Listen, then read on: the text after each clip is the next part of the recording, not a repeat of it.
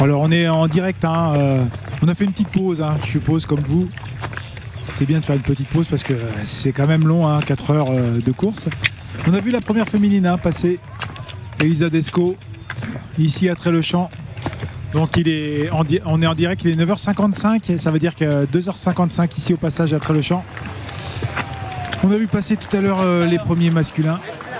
Et là, première féminine. Donc ici, on est en direct, je vous rappelle.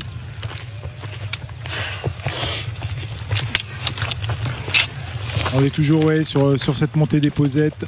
Et on va attendre aussi le passage de la deuxième féminine. Donc voilà, on vous donne de toute façon des infos, hein, dès qu'on en a. Et notamment sur le passage à la Flégère qu'on devrait voir passer ici d'ici une dizaine de minutes. On va attendre la deuxième féminine, hein.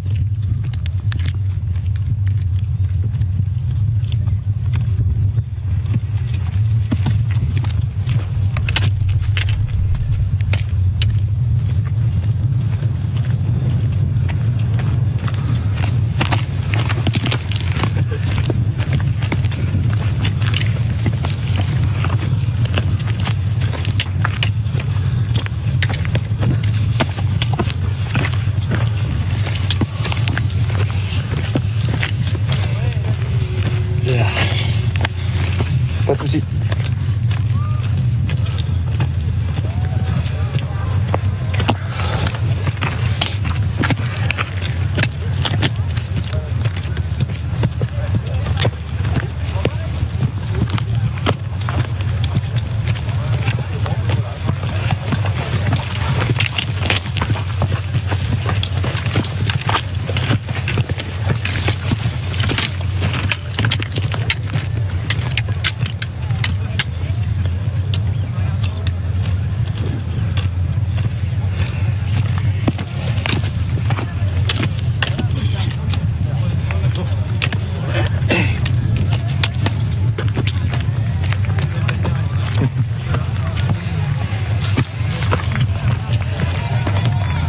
Alors, toujours en direct, regardez. Bon, l'hélico ici qui décolle. Mais bien là. Il y a des aides et qui va vous donner et fournir des images en direct pour ce marathon du Mont Blanc. Mais on a un temps superbe, on a un temps magnifique. On n'en a pas parlé encore ce matin vraiment, mais la météo aujourd'hui est encore superbe. Et va nous permettre d'avoir des images justement. On se souvient l'année dernière sur le marathon, on avait eu de la pluie. On se souvient même que le parcours avait dû être changé pour ce cheval du monde de Skyrunning. Et la victoire de Kilian Jornet, on se souvient, en centre-ville ici de Chamonix. Mais là, l'arrivée aura bien lieu à Plan-Prat, à 1800 mètres d'altitude.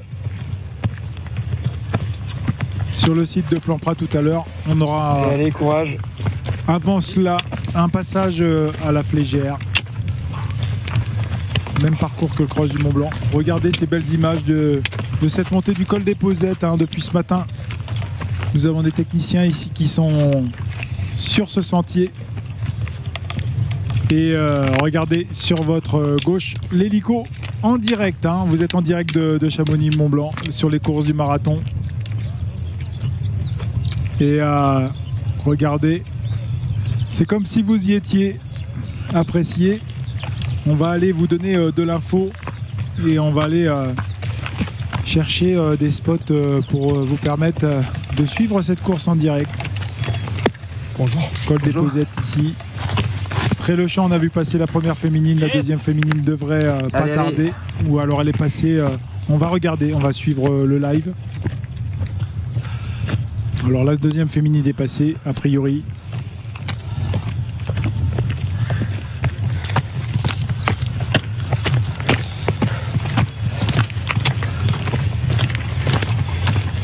Alors Oyana Cortazar est passée, hein, en fait 3 minutes après Elisa Desco à Tré-le-Champ.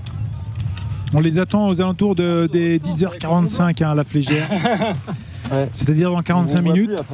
Et on attend Céline Dafaille hein, qui devrait aussi, elle, passer à Tré-le-Champ.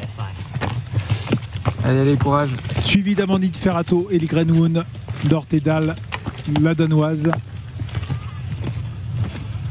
Elisa Bolonjan, oui, c'est pas facile à prononcer, mais Elisa a fait une grosse saison aussi. Gros potentiel, hein, Elisa Bolonjan. Mais pour l'instant, c'est Elisa Desco hein, qui est en tête, l'italienne. Je vous rappelle, bien assis, là, hein, du Team Scott, Italie et international. Et derrière, regardez ces images en direct. Ça, c'est du direct et ça, c'est ce qu'on peut vous proposer, nous, sur cette Web TV, c'est ça. C'est de magnifiques images aussi de toutes ces personnes, ces 2000 personnes qui vont passer ici. On l'espère, hein, ces 2000 personnes, qu'on n'aura pas trop d'abandon comme sur le 82 km. Mais regardez, on voit la difficulté ici sur ce col des Posettes. On ne s'en aperçoit pas forcément quand on est sur le live trail et sur le papier ou sur les photos. Mais là, vous avez vraiment une idée de ce que les coureurs ont à surmonter. C'est-à-dire, c'est vraiment le point crucial ici de ce parcours du marathon du Mont Blanc. Nous sommes, je vous rappelle, aux alentours du 25e kilomètre. Donc un petit peu plus de la mi-course. Et vous voyez, on est en direct avec un panorama superbe sur ce massif du Mont Blanc.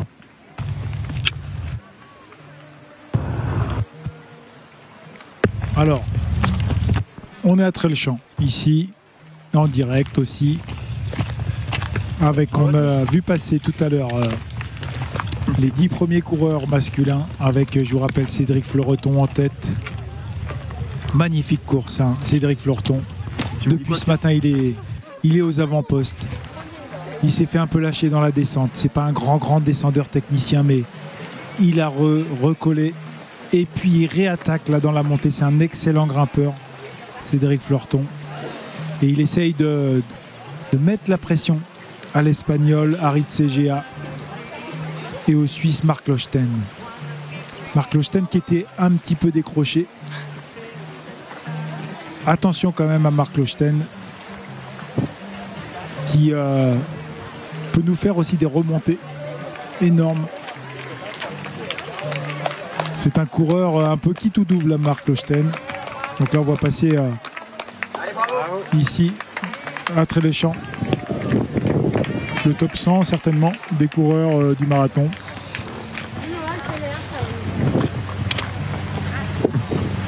Et puis on attend à la Flégère, on y reviendra tout à l'heure, les premiers concurrents vers allez, 10h09, 10h10 si les calculs sont bons.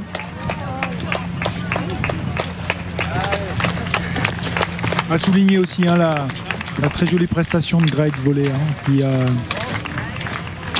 Alors on a deux vétérans hein, quand même, je vous rappelle vétéran 1, les catégories, on peut y revenir, c'est voilà, vous regardez, le top 10, là tout à l'heure, à Trelchamp, c'est-à-dire aux alentours du 30e kilomètre, Cédric Floreton en tête, avec 5 secondes d'avance sur l'Espagnol, donc Cédric a encore attaqué, et Marc Lochten derrière, pas très loin, hein, vous voyez, donc c'est rien du tout ces écarts entre les 3 premiers. Par contre, plus difficile et plus délicat maintenant de revenir pour le 4e. Mais Greg est en train de faire une très belle course. Il peut éventuellement rattraper si certains craquent devant. Et puis Étienne, le surprenant belge, en compagnie aussi de Greg Vollet. Et ensuite, en 6e position, Max King, l'Américain, qui, voilà, maintenant n'aura pas course gagnée. Hein. Il est trop loin, vous voyez. Plus de 7 minutes de la tête de course. Thibaut Barognan, qu'on annonçait aussi, gros moteur. Lui, c'est aussi l'avenir hein, du trail français. Le Norvégien Torbjørn Lugvisen, qui ont été excellents, les Norvégiens, tout le long du week-end, tout comme les Américains. Puis Romain Maillard, très belle course de Romain. Et enfin, devant le Colombien, qui, je vous rappelle, avait gagné il y a 2 ans le kilomètre vertical devant Kylian Jornet. Saúl Padua. Merci pour la technique de nous donner ces résultats en direct. Et Trail Champ d'ici maintenant 5 minutes environ pour savoir. Et on est très curieux de savoir si Cédric Floreton va pouvoir conserver sa première place. On serait vraiment heureux de voir que Cédric Floreton va pointer en tête à la Flégère, mais rien n'est fait, rien n'est acquis, puisque je vous rappelle qu'il y avait Aritz, l'Espagnol Aritz Egea, et puis Marc Lochten. Alors vous voyez, tous ces coureurs sont quand même des coureurs performeurs, hein. Ce sont des coureurs qui vont réaliser aux alentours des 4h30, entre 4h et 5h de course. Donc sur ce marathon, je vous rappelle 42 km avec 3000 mètres de dénivelé positif, un petit peu moins négatif, et de l'hélico en live que vous voyez la vallée de Chamonix.